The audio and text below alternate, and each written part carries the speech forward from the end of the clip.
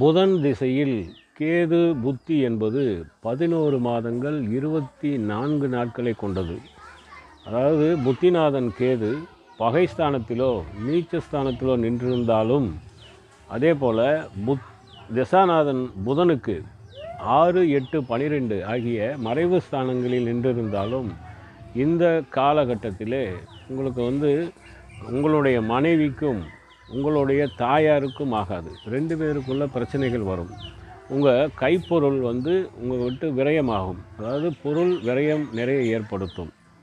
அது மட்டும் அல்லாமல் உங்களுக்கு விஷ நோய் உங்களுக்கு ஏற்படக்கூடிய அமைப்புகளையும் தரும். விஷ கண்டங்கள், விஷ நோய்கள், இது மாதிரியான நோய்த்தன்மை ஏற்படுத்தும்.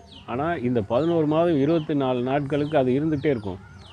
என்ன தான் நீங்கள் ட்ரீட்மெண்ட் எடுத்தாலும் அது சரியாகாது. அந்த காலகட்டம் முடிஞ்ச உடனே அந்த நோய்கள் இருந்த இடம் தெரியாது.